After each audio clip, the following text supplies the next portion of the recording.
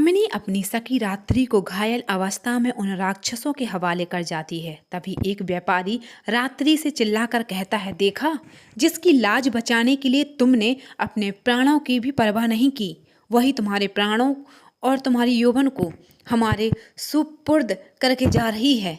और तुम तनिक भी चिंता मत करो, हम चारों भंवर तुम्हारे पुष्प जैसे शरीर का सारा रस चूस कर पी जाएंगे। तुम्हारी आज की रात इतनी सुख में बीतेगी कि फिर कभी भविष्य में तुम्हें किसी पुरुष की आशा नहीं होगी।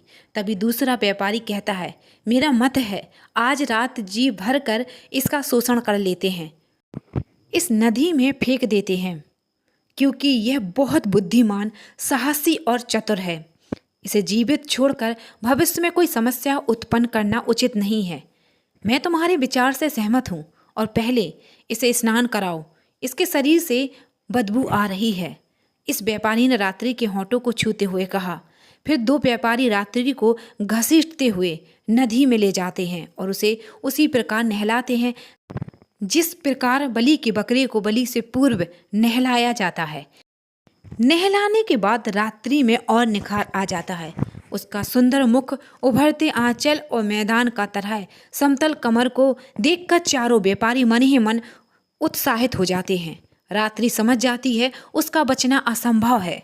वह बेबस लाचारी भी है और उसके हाथ भी बंधे हैं, इसलिए वह अपनी बुद्धि का उपयोग करते हुए कहती है, कोई मुझे थोड़ी शराब पिला दो ताकि नशे में मुझे होश ना रहे और मुझे तुम्हारे सामूहिक दुष्कर्म से अधिक पीड़ा ना हो। एक व्यापारी रात्रि को अपने हाथों से प्याला पिलाकर उसके होंठों को छूता है और उसका दुपट्टा निकाल कर फेंक देता है और कहता है, अब तुम्हें इसकी कोई आवश्यकता नहीं है। मेरे व्यापारी भाइयों, 1 घंटे के लिए हम दोनों को यहीं एकांत में छोड़ दो, क्योंकि स्त्री पुरुष के मिलन में एकांत महत्वपूर्ण है। जब मेरी वासना शांत हो जाएगी तब एक एक कर तुम भी अपनी वासना को शांत कर लेना। तभी दूसरा व्यापारी उत्तेज भाव से कहता है, तुमने मुझे मूर्ख समझ रखा है। इस बार प्रथम अधिकार तुम्हारा कैसे हो गया? पहले चारों मित्र मिलकर विचार विमर्श कर लेते हैं, उसके बाद इस मनमोहिनी युवती को स्पर्श करना। मैं तुम्हारे सुझाव से सहमत हूँ। हम चारों ही इस युवती के बराबर अधिकारी हैं, इसलिए पहले हमें विचार विमर्श कर लेना चाहिए, उसके बाद ही इसके सुंदर यौवन का हरण करना चाहिए। तीसरे व्यापारी ने कहा। वह चारों विचार करते हैं। तभी रात्रि कहती है कि मैं हमेशा सुंदर राजकुमारों के साथ मिलन किया है, तुम जैसे कुरूप पुरुषों से मुझे घिन आती है। पहले मेरी हत्या कर दो, उसके बाद मेरे शरीर को स्पर्श करना। वासना का रूप और क्रूरता से कोई संबंध नहीं है कुमारी। अगर तुम अपनी वासना को हमारी तरह जागृत कर लोगी तो हमको कुरूप भी तुम्हें रूपवान प्रतीत होंगे।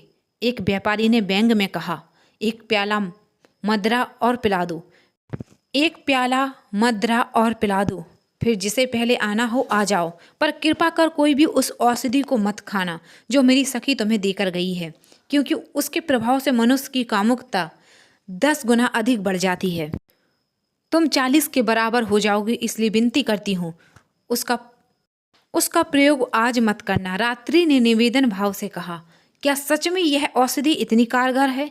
एक व्यापारी ने अपने साथियों की ओर उत्सुकता से देखते हुए पूछा, मुझे इसके बारे में कोई ज्ञान नहीं है। दूसरे व्यापारी ने उत्तर दिया, हमें इसका सेवन कर देखना चाहिए। और साहित्य व्यापारी ने कहा, अगर इसका दुष्परिणाम हुआ तो? दूसरे व्यापारी ने संदेह व्यक्त किया। फिर किसी व्यापार में गंभीर भाव से कहा, जो इस औषधि का सेवन करेगा वही इस युवती का प्रथम अधिकारी होगा। तभी उत्तेजित व्यापारी एक बूंद औषधि अपनी हथेली पर डालता है और संदेह पूर्वक उस औषधि को जीभ से चाटता है और कहता है, इसमें तो मिठास है, मुझे इस औषधि पर कोई संदेह नहीं है। यह कहकर वह एक खुराक औषधि पी जाता है और पीते ही उसके गले में अत्यधिक पीड़ा का अनुभव होता है और वह अपना गला पकड़कर नीचे गिर जाता है और तड़पने लगता है। अपने मित्र की यह दशा देखकर दूसरा व्यापारी चिल्लाकर कहता है, यह युवती बहुत ही चतुर है, इसमें एक एक कर हमारे 3 साथियों की हत्या की है। अगर हमने और समय गंवाया तो इसकी चतुराई से हमारे भी प्राण ले लेगी, इसलिए चलो अब तीनों एक साथ ही इस पर टूट पड़ते हैं और हमारे साथियों की हत्या का प्रतिशोध लेते हैं। वह तीनों रात्रि के करीब आते हैं और उसके वस्त्र निकालने लगते हैं। तभी वह औषधि पिया व्यापारी उठ जाता है और जोर जोर से हंसने लगता है। अपने मित्र को हंसता तीनों आश्चर्य में पड़ जाते हैं। तभी अपनी हंसी रोक के कहता है, अभी मूर्ख, मुझे कुछ नहीं हुआ है। मैंने तो केवल एक छोटा सा व्यंग नाटक किया है। यह दिव्य औषधि बहुत ही कारगर है। आज ऐसा प्रतीक हो रहा है जैसे कामदेव मेरे भीतर समा गए हैं। तुम चाहो तो मेरा सारा धन ले लो, पर यह औषधि मुझे दे दो। इस औषधि का लाभ अनमोल है। अपने साथियों की इतनी ऊर्जावान बात सुनकर वह तीनों औषधि पी लेते हैं। औषधि के प्रभाव की प्रतीक्षा करते हैं और तीनों में से एक व्यापारी कहता है, हम दोनों जब तक औषधि का पूर्ण प्रभाव हो जाएगा तब तक तुम बिल्कुल संपूर्ण नंद के साथ अपने अधिकार का आनंद उठाओ। बिल्कुल उचित कहा मित्र, प्रथम व्यापारी ने कहा। वह तीनों थोड़ी दूर टहलने चले जाते हैं और तब प्रथम व्यापारी अपने होंठों को रात्रि के होंठों के नज़दीक लाता है। तभी रात्रि के सुंदर मुख पर रक्त की बारिश हो जाती है, क्योंकि कामनी नाव के चप्स और व्यापारी की गर्दन काटती है और उसकी गर्दन की रक्त इंद्री से खून की धार रात्रि के मुख पर पड़ रही है। सामने रात्रि के हाथ खोलती है और रात्रि से पूछती है, वह तीनों राक्षस कहाँ गए? चलो उनके आने से पहले यहाँ से भाग जाते हैं। रात्रि ने सुझाव दिया, तुमने मेरे लिए 2 हत्या की हैं, अब मुझे तुम्हारे लिए 4 हत्याएं करनी पड़ेंगी। कामनी अपना हिसाब किताब हमेशा बराबर रखती है। रात्रि से कहा, ज़्यादा बहादुर बनने का प्रयास मत करो, उचित अवसर का सदुपयोग करो। रात्रि ने कहा, तुम मेरी सलाहकार ना बनो, अपने पास रखो। कामनी ने फिर क्रोधित भाव से कहा। फिर कामनी उन तीनों को इधर उधर ढूंढने लगती है। कुछ ही दूर पर वह तीनों अपने पेट पकड़कर रो रहे थे, क्योंकि उनका पेट में अत्यधिक पीड़ा हो रही थी। उनकी यह दशा देखकर रात्रि को समझ आ जाता है और उसके सारे संदेह नष्ट हो जाते हैं। वह तीनों कामनी और रात्रि से क्षमा मांगते हैं, क्योंकि वह और दर्द से अत्यधिक पीड़ित हैं।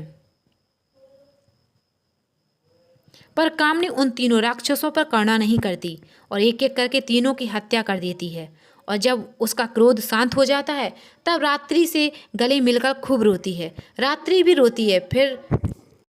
फिर दोनों नदी में स्नान करती हैं और नाव में बैठकर नदी पार करती हैं। नदी पार करने के बाद वह 2 घंटे में पैदल यात्रा कर शेखपुर नगर पहुंचती हैं, जहां इन दोनों को भाड़े पर सराय में अथार्तु धर्मशाला में ठहरने का उत्तम कक्ष मिल जाता है और भाड़े पर घोड़ा गाड़ी भी मिल जाती है।